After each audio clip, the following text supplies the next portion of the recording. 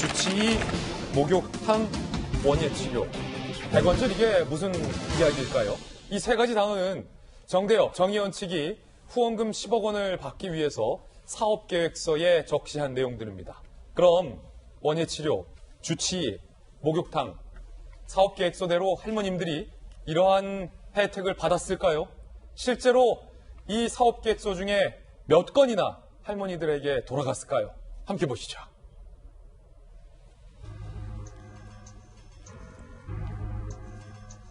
오늘 조선일보 기사 내용 소개해드리겠습니다. 10억 원 따냈지만 실천은 점점점. 조선일보는 오늘 정대협의 이 사업계획서는 엉터리다라고 얘기를 하고 있습니다. 바로 안성쉼터 모금회 10억을 받았던 이야기와 관련된 겁니다. 현대중공업은 모금회에 10억 원을 기탁했는데 정대협은 그 10억 원의 후원을 받기 위해서 사업계획서를 작성했다라는 겁니다. 할머니들의 건강관리 프로그램으로 이렇게 적시를 했는데 주치의를 조직하겠다. 정기적인 방문을 하겠다. 상담 및 치료를 받게 하겠다. 할머님들에게 얼마나 좋습니까? 할머님들의 주치의를 정해줘서 정기적으로 찾아뵙고 상담도 하고 치료도 하면 얼마나 좋습니까? 병원과 의원 및 보건소를 모시고 가겠다. 매주 한 번씩 목욕탕 모시고 가겠다. 건강한 식생활을 마련해 드리겠다. 라는 등등의 사업계획서이었습니다. 할머니의 건강관리 프로그램 중 심리치료 전문가들과 함께하는 서예, 원예, 노래, 그림 활동을 전개하겠다라는 부분도 있었는데 아무도 받지 않은 심리치료에 4,050만 원의 예산을 버젓이 책정했다라는 겁니다. 그 외 차량 구입비 4천만 원 책정된 것도 눈길을 끌게 합니다. 그러면서 오늘 이 보도가 문제 삼고 있는 것은 제대로 실천되지 않은 사업계획서 내용도 문제지만 이 10억 원을 받기 위해서, 따내기 위해서 할머니들의 생활고도 실명으로 구구절절히 나열해 놓고서 제대로 이행되지 않았다는 점을 문제 삼고 있습니다. A 할머니는 수요 시위 끝나고 동네 도착했는데 어디가 내 집인지 모르겠다라고 말씀하셨다. B 할머니는 연탄가스 냄새 때문인지 시름시름 아파하셨다. 그래서 안성에 마련한 그 쉼터가 필요하다. 그래서 10억 원이 필요하다라는 사업계획서의 취지로 이런 내용들을 나열했다는 겁니다. 매각 때까지 7년간 할머니들이 단 한 명도 거주하지 않았다. 사업계획서는 결국 공수표로 돌아갔다. 이 신문은 이렇게 오늘 지적하고 있는 상황입니다. 이재명 기자, 이 수많은 사업계획서 내용 중에 할머니들에게 제대로 돌아간 게 있기는 합니까? 네, 애초 실행할 마음이 없었던 건지 아니면 뭐 실행 과정에서 뭔가 다른 이유가 있었는지 알 수 없으나 분명한 건 있죠. 위안부 피할머니들이 그 안성쉼터에 거주하지 않았다는 사실이죠. 처음에 개소식 때 네 분이 참석한 것 말고는 실제 거주한 분은 없었다는 건 확인된 거고, 그렇다 보니까 결국 사회복지공동모금회로부터 사업평가 때 C등급을 받았죠. 그 사업 취지와 목적에 맞춰 사용하지 않았다, 이제 이런 평가를 받았던 건데, 지금 아까 말씀하신 것처럼 사업 계획서에는 물론 이제 뭐 주치의를 하겠다, 목욕탕에 매주 한 번씩 데려가겠다, 심리치료를 하겠다, 그리고 할머니들이 이동할 수 있는 버스를 구입하겠다, 여러 가지 이제 뭐 좋은 내용들이 많이 포함되어 있었는데 더 눈에 띄는 거는 각 할머니들의 아주 애절한 사연들이 담겨 있었던 거죠. A 할머니가 집을 찾아가지 못하더라. 그리고 B 할머니는 생활고 때 힘들어하더라. 이런 것들이 있었는데 과연 진짜 실천할 의지가 있었다면 저는 A 할머니, B 할머니에게 실제 안성쉼터로 오시라 이렇게 제안했는지 확인하면 금방 확인되지 않을까, 진짜 의지가 있었는지 없었는지가 확인되지 않을까 생각합니다. 정말로 이게 진심이었다면 집을 찾지 못하셨던 A 할머님 안성쉼터에 모셨어야 했고, 연탄가스 냄새 때문에 시름시름 앓았다는 B 할머니도 안성쉼터에 따뜻한 보일러 바닥으로 모셨어야 됐다. 과연 그게 실행됐느냐? 이재명 기자가 이렇게 묻고 있습니다. 조금 전에 그 사업계획서 문서도 저희가 보내드렸는데요. 다시 한번 좀 살펴보시죠. 지금 보시는 것처럼 여러 가지 사업계획서 내용들이 있고요. 이걸 좀 더 크게 확대해보면 이렇습니다.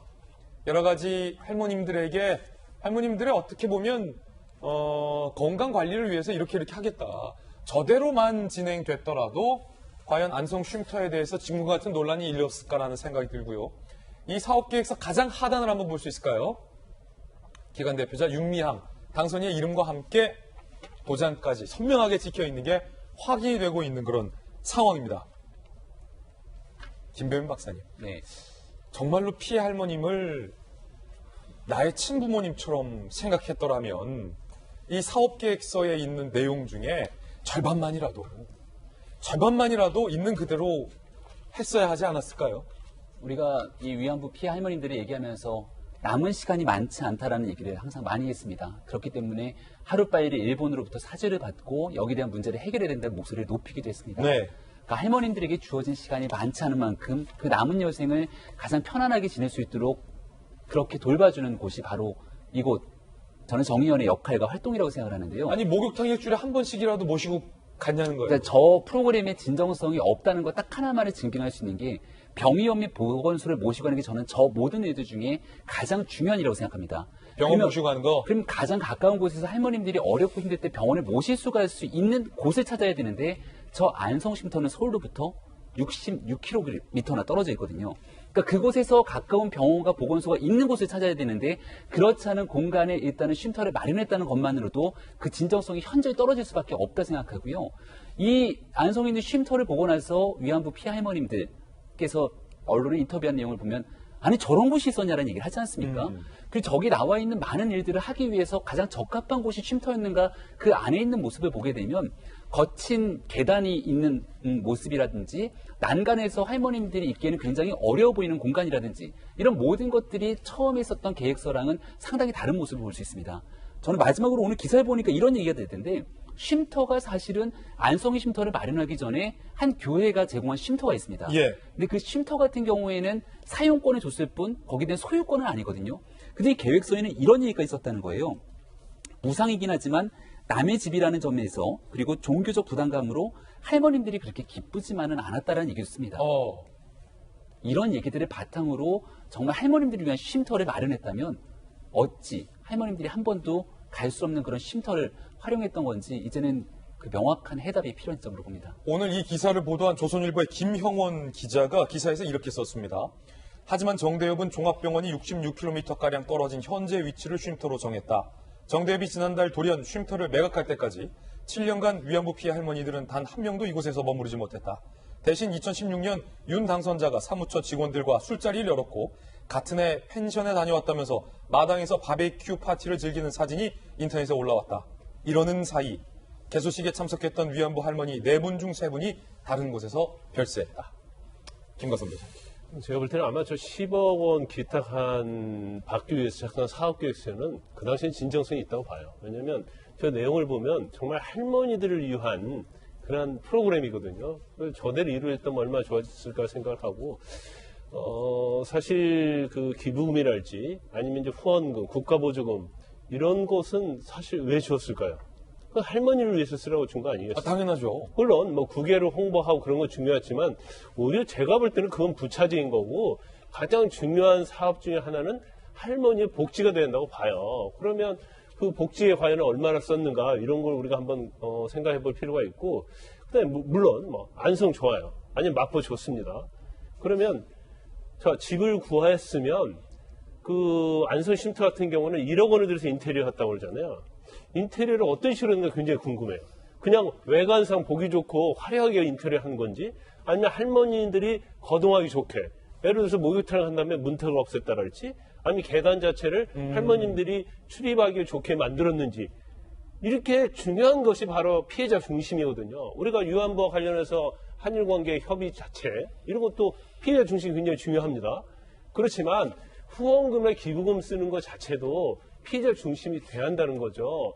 할머니들이 굉장히 나이가 많으시잖아요. 그러면 사실 이제 보청기의 어떤 귀에도 좀 문제가 있을 수 있고 또 시야에 문제가 있을 수 있고 사실 또 어떻게 보면 건강한 식생활이 굉장히 중요합니다. 그리고 가장 중요한 것 중에 하나가 제가 볼 때는 할머니들이 되게 뭐 13세 때 위안부로 끌려가고 그런 것이 있었기 때문에 트라우마가 있었을 거예요.